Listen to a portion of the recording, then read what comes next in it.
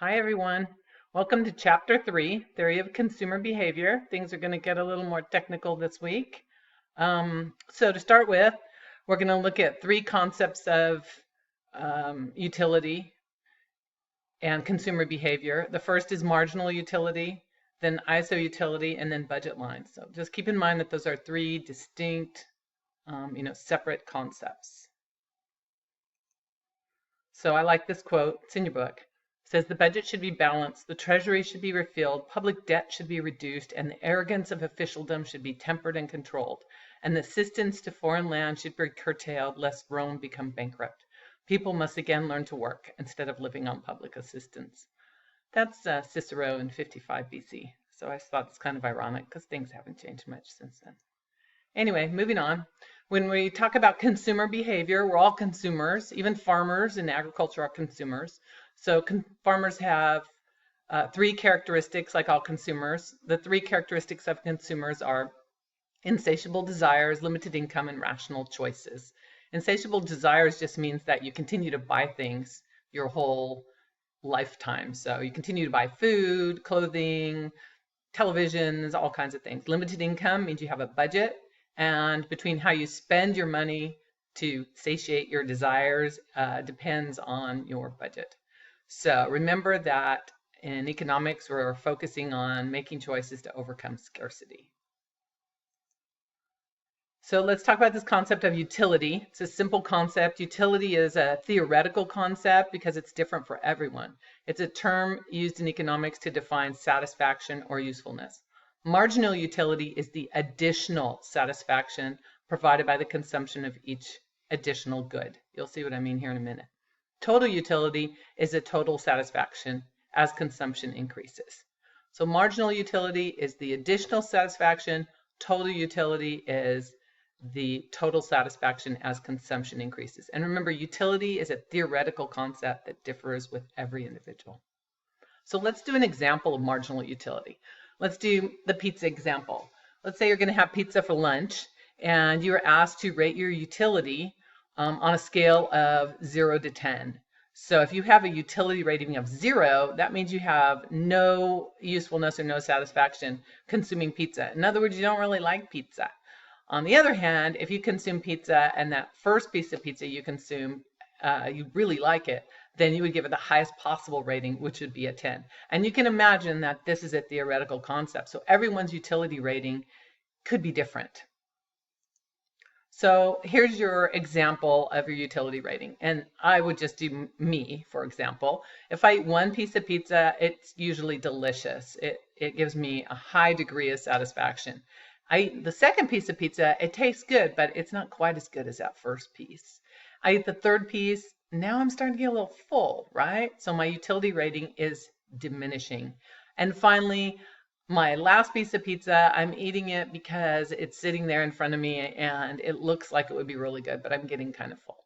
So as I consume more pizza, my marginal utility diminishes. This is marginal utility. Very important concept in economics because they're going to use it to teach you the theory of the law of diminishing marginal returns. Okay, so let's go back and do the total utility.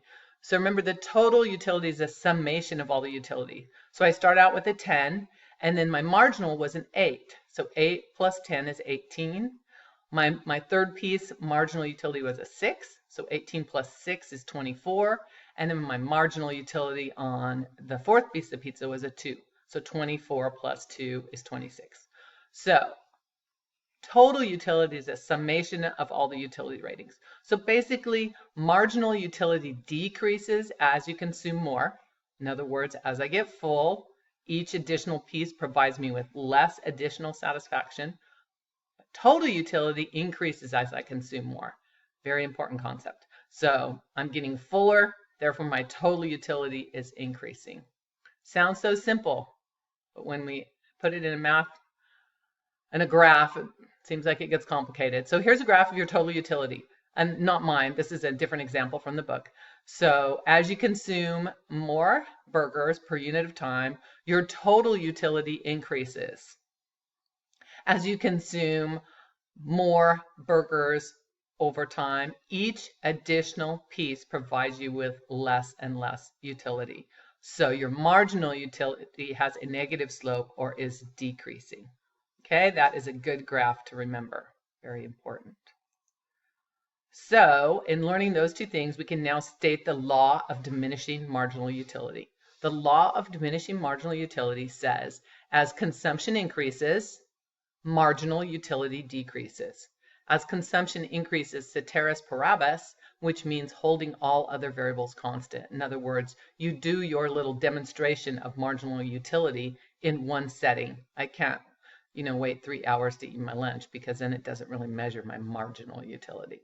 So as consumption increases, marginal utility decreases. And that's an economic law, which means that given the scenario, the results are always the same. And that is what economic laws are about. Okay, so that is basic consumer theory. Now we're going to look at a new way to measure consumption. And we call that modern consumption theory. So just remember that this topic is completely separate from the total utility and the marginal utility idea we just came up with earlier.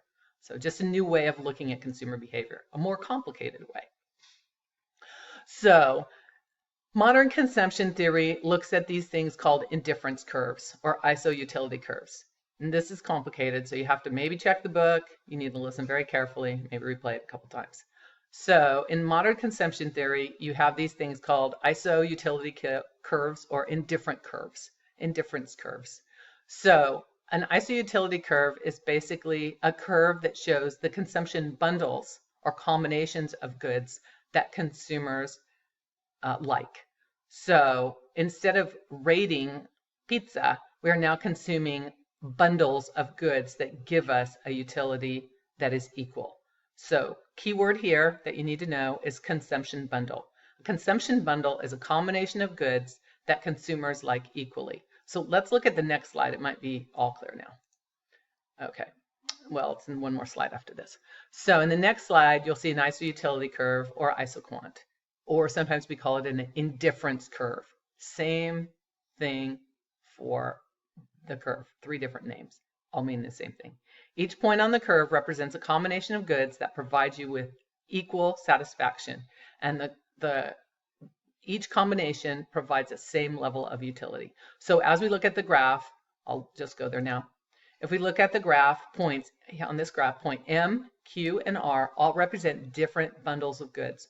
For example, in the first M point, you're going to consume 7 tacos and 1 burger. And that gives you the same amount of utility or satisfaction. Remember, it's completely different. We're not rating the utility this time. We're looking at it in a different way. Consumption bundle 7 and 1. Those are XY coordinates, 1 and 7, I could say. 1 on the X, 7 on the Y. That is a consumption bundle, conveniently giving us an XY point. The next example on the same exact consumer, he also likes 2 burgers and 5 tacos. And we could go to the third example. All of these provide him with the same amount of utility. So we're looking at this as the consumer is indifferent to these different goods. As we have multiple indifference curves or iso-utility curves, it doesn't matter. You can have as many as you want. Just keep the idea that this point N, you're going to be consuming more goods. So you get more tacos and more burgers as you move out on this utility curve. But the points all equal combinations, XY points on the graph, and those points are called consumption bundles. So the book is trying to show you that the MQR consumption bundles provide less overall utility because you get less goods than the N and P curve. So that's a little confusing. And I don't know that you're ever going to do any math with this 200 and 700. It's just remember, it's 2 indifference curves, and each point is an XY point. So we're going to do a little math with that here in a second.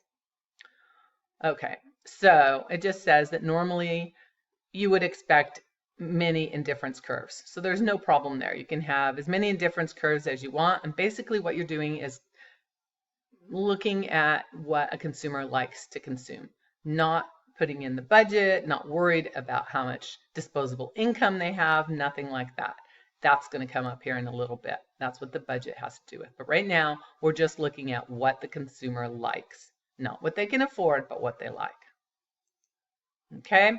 So what we really want to do is we want to look at this idea of the slope of the indifference curve, because by looking at the slope, remember, slope measures rise over run. It measures the rate at which you are willing to give up one good to get another.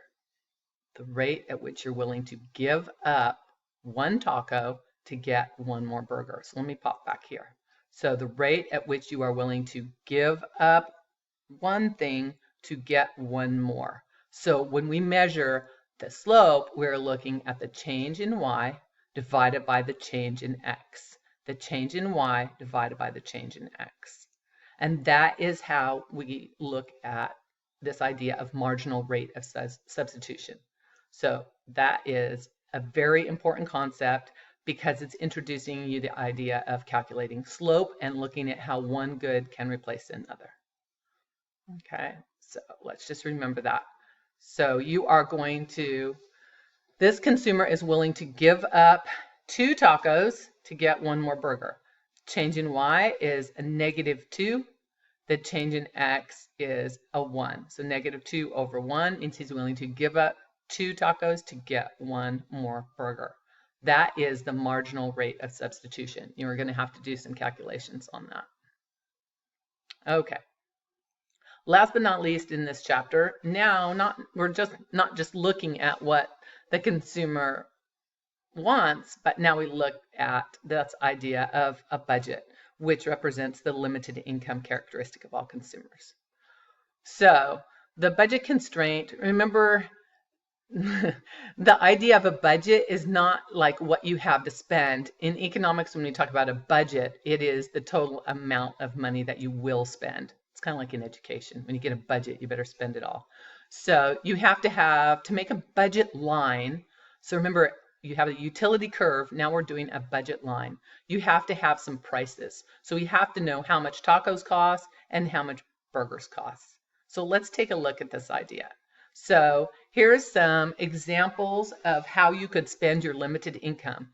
Each one of these points is not a consumption bundle, but it is a combination of goods that represents their $5 budget. So their budget's $5. If you spend all your money on tacos, you could buy 10 tacos and no burgers. Okay, that represents an XY point on that ISO utility curve. You could also spend $5 by consuming 5 tacos at 50 cents each, that'd be $2.50. 2 burgers at $1.25 a piece, that'd be $2.50 also.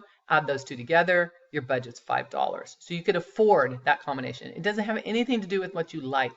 It has to do with what you can afford.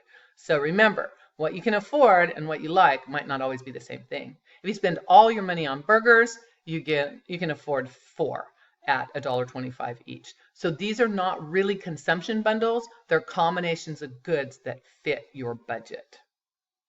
So if we were to graph that, here's your original budget line. So this is not the ISO utility curve. It's a separate concept, and the concept is your budget. So if you spend all your money on tacos, you can afford 10. If you spend all your money on burgers, you can afford 4. So those 2 points make up the budget line, and that is the best way to calculate a budget line. Are you listening to me? The best way to calculate a budget line is to determine the 0 axis points. So in this point, the point is 0 on the X and 10 on the Y. 0 burgers and 10 tacos. Here, it's 4 burgers and 0 tacos.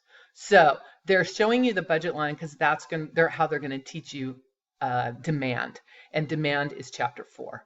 So that's a little bit of that information. Oops. The next slide shows what happens if we change prices of tacos. So each time we change the price of tacos, you could afford more tacos. The same with the next one is if we change the price of burgers. If we raise the price of burgers, you could afford less. You get confused on that, but think about it. If the price of burgers goes up to $2.50 and your budget is $5, you could only afford 2. Okay, I hate to say it, but I'm getting very close to my time limit. So I think I'm going to call it quits there. Look in your book. There's some good information. So next chapter